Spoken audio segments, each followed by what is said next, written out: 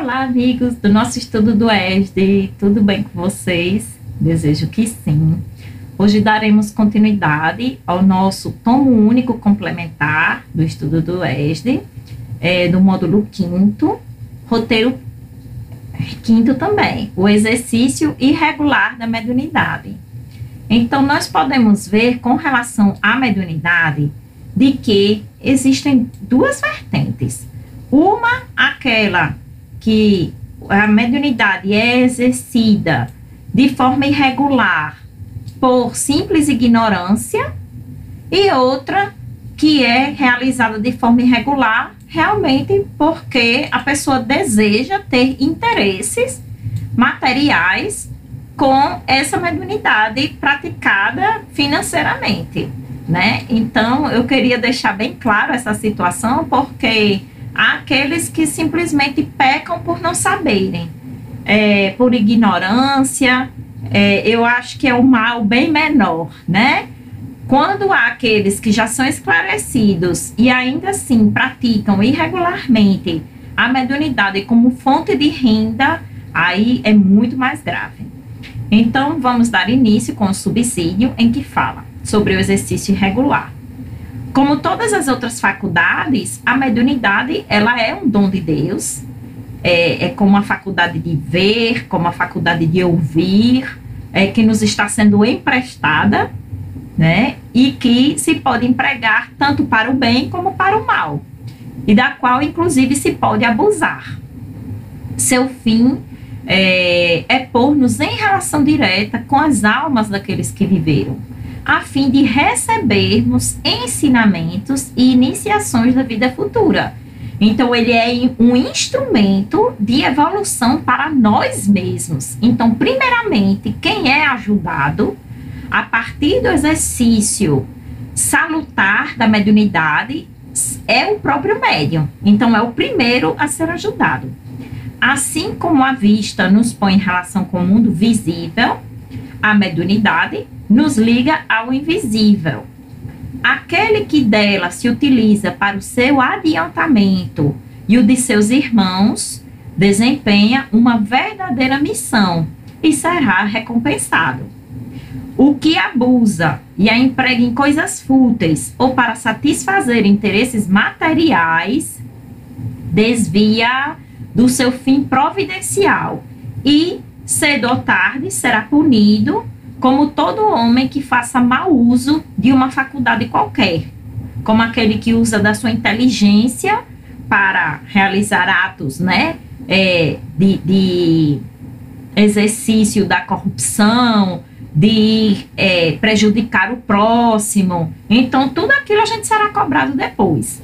Assim, a faculdade, ela é concedida porque as pessoas precisam dela para se melhorarem, para ficar em condições de receber bons ensinamentos, já que o mundo espiritual tem tanto a nos ensinar, né? Principalmente sobre a lei de causa e efeito.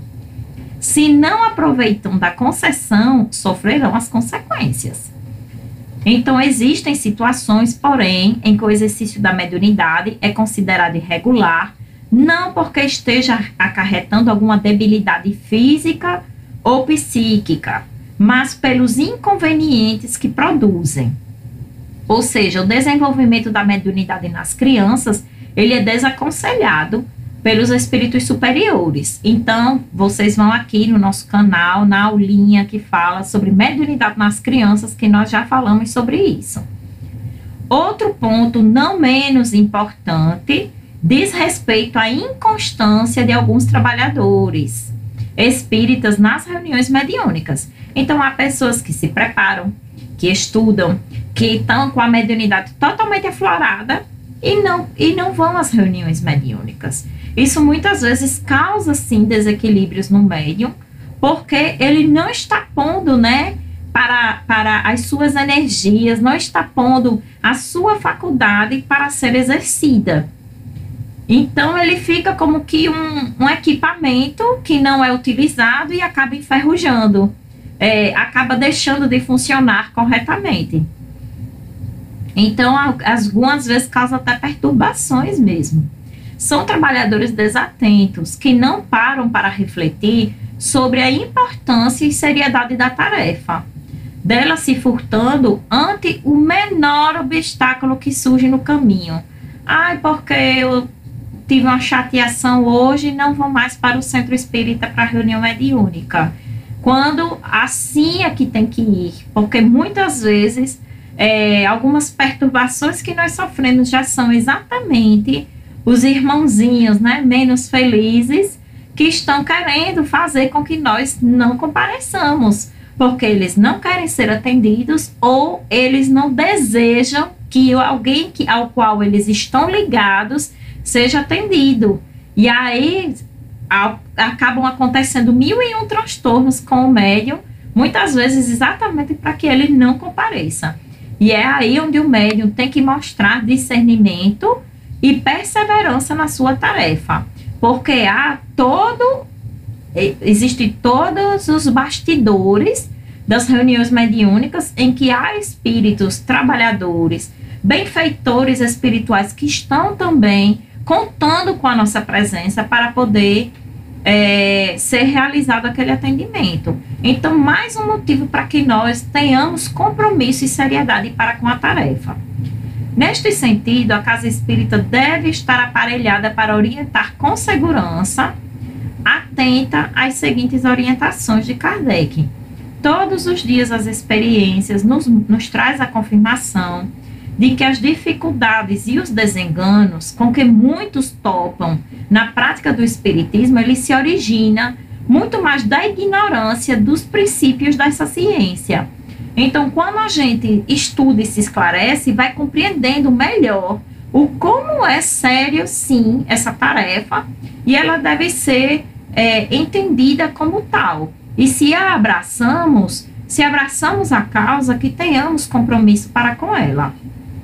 Se bem cada um traga em si o germe das qualidades necessárias para se tornar médium, tais qualidades existem em graus muito diferentes. E o seu desenvolvimento também depende de causas que a ninguém é dado conseguir se verifiquem à vontade. Então, a gente não sabe bem, né, como é eleito, quem é que vai ter uma mediunidade assim, mediunidade assada, mas sim de acordo com a necessidade de cada um e com a tarefa que cada um poderá desempenhar. Então, se um tem um talento para algo, então ele será cobrado naquele talento. Então, as regras da poesia, da pintura e da música não fazem que se tornem bons poetas, bons pintores ou bons músicos aqueles que não têm o talento daquilo. Então, apenas essas regras, né, esses ensinamentos, esse aprendizado todo, ele segue para nos guiar e para que cultivemos o emprego das nossas faculdades naturais. Então, quem não tem mediunidade não passará a ter porque está compreendendo melhor, né? Então, precisa realmente ter aquela faculdade, o germe daquela faculdade. Para a opinião errônea de grande número de pessoas, muito mais do que se pensa, tem contribuído a ignorância e a leviandade de vários médiuns.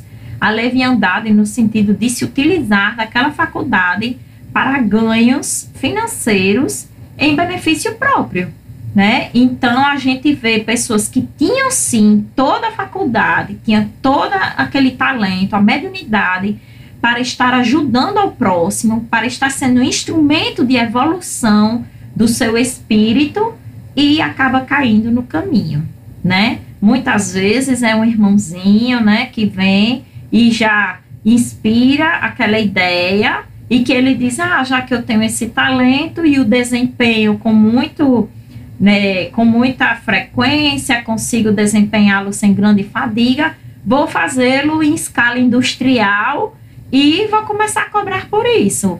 E assim é que nós vemos tantos bons médiuns caindo por aí. Então, a prática mediúnica e as perturbações. A prática mediunidade não produz perturbações mentais. Pelo contrário, gente, quando uma pessoa está com uma mediunidade desequilibrada, aí é que ela pode ficar perturbada. E aí, o simples exercício da faculdade de uma forma equilibrada, já instruída, já guiada, pode acabar com muitas perturbações. Porque às vezes não era uma perturbação mental em si, era uma perturbação espiritual, tá? Então, quem tem uma esquizofrenia, quem tem uma loucura, como se chama, ela pode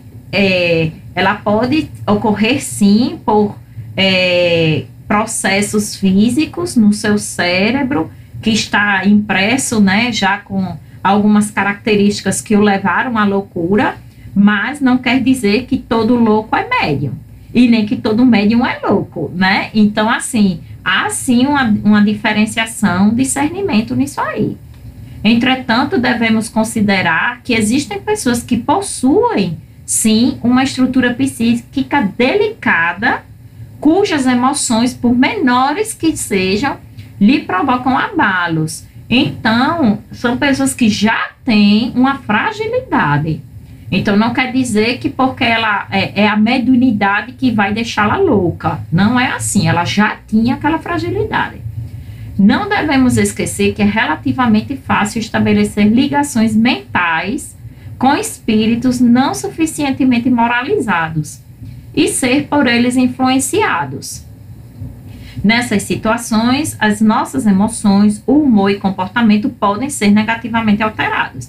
Então, existem, sim, influências espirituais negativas, como também existem, sim, abalos estruturais, cerebrais e mentais, né, em pessoas já fragilizadas e que ainda se soma a isso, então vem somada ainda uma mediunidade totalmente desequilibrada. Os integrantes da reunião mediúnica, em especial, por terem um contato mais assíduo com os desencarnados, devem ter consciência dos cuidados de que se reveste o exercício da mediunidade. Muitos colaboradores das atividades mediúnicas, a despeito da boa vontade demonstrada, esquecem de que toda edificação da alma ela requer disciplina, educação, esforço e perseverança. Então, não é da noite para o dia que quem tem uma mediunidade desequilibrada se equilibra. Então, é todo um processo.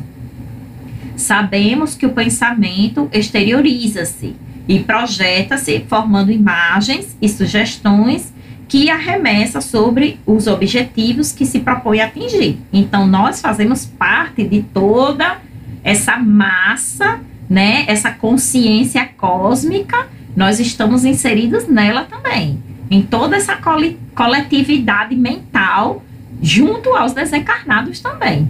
Então, quando benigno e edificante, ajusta-se às leis que nos regem, criando harmonia e felicidade. Todavia, quando desequilibrado e deprimente, estabelece aflição e ruína. A química mental vive na base de todas as transformações, porque realmente evoluímos em profunda comunhão telepática com todos aqueles encarnados ou desencarnados que se afinam conosco. Então, a nossa massa mental, né, aquilo que nós produzimos, essa energia que nós produzimos, ela vai entrar em comunhão com outras energias. Percebe-se, portanto, que a mediunidade em si não produzirá loucura quando esta já não existe em germe. Então, não é a mediunidade que deixa alguém louco. A pessoa já tinha o germe, né? E aí pode se estabelecer quando vem somada uma perturbação espiritual, uma mediunidade desequilibrada. Do seu exercício, cumpre afastar, ou seja, do exercício da mediunidade, cumpre afastar por todos os meios possíveis as pessoas que apresentem sintomas, ainda que mínimos, de excentricidade nas ideias ou de enfraquecimento das faculdades mentais. A pessoa deve primeiro, gente, se tratar. Então, não é eliminado o tratamento psiquiátrico, nunca. Porquanto nessas pessoas há predisposição evidente para a loucura, genericamente considerada, né? Sabemos que existe, né, todo um diagnóstico para isso, que se pode manifestar por efeito de qualquer sobreexcitação. As ideias espíritas não têm a esse respeito maior influência do que outras. Então, vindo a loucura declarar-se, tomará o caráter de preocupação dominante, como tomaria o caráter religioso. Por exemplo, uma pessoa que já está, né, com um processo obsessivo instalado e adentra no espiritismo, digamos assim, porque é independentemente de religião, lembremos disso, né? A obsessão, ela se instala pode se instalar em qualquer um, independente de religião. E aí uma pessoa cai numa obsessão de estar repetindo aquela ideia e tudo e se torna um fanático. Então existem sim fanáticos espíritas. E aí acabam colocando depois a culpa no espiritismo. O espiritismo foi quem o fanatizou. Não, ele se tornaria fanático com qualquer outra coisa. Pode se tornar fanático por futebol, pode se tornar fanático por mania de limpeza, pode se tornar fanático com qualquer coisa, porque ele já estava com aquele germe. Então, se a pessoa se entregasse em excesso às práticas de devoção, e a responsabilidade seria lançada ao espiritismo. Ai, tá vendo? Depois que se tornou espírita, ficou louca, né? Não, ela já tinha aquele germe. O que de melhor se tem a fazer com todo indivíduo que mostre tendência à ideia fixa é dar outra diretriz às suas preocupações, a fim de lhe proporcionar repouso aos órgãos enfraquecidos. Vejam esse trecho aqui como é importantíssimo, tá?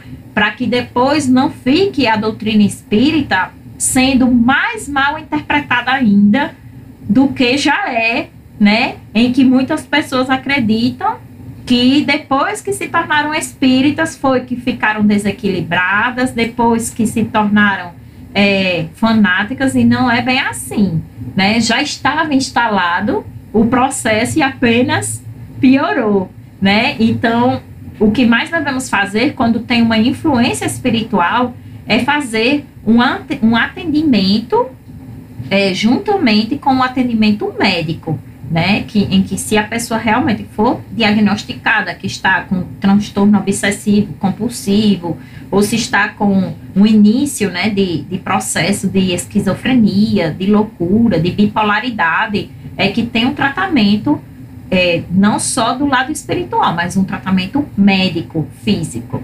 Então, meus amigos, espero que tenha ficado bem entendido esse capítulo de hoje e me coloco à disposição, como sempre, para dúvidas, comentários e sugestões, tá? Não deixem de ler, não deixem de estudar, porque nós trazemos aqui apenas alguma ênfase nos principais trechos. Um forte abraço a todos e até a próxima. Tchau, tchau!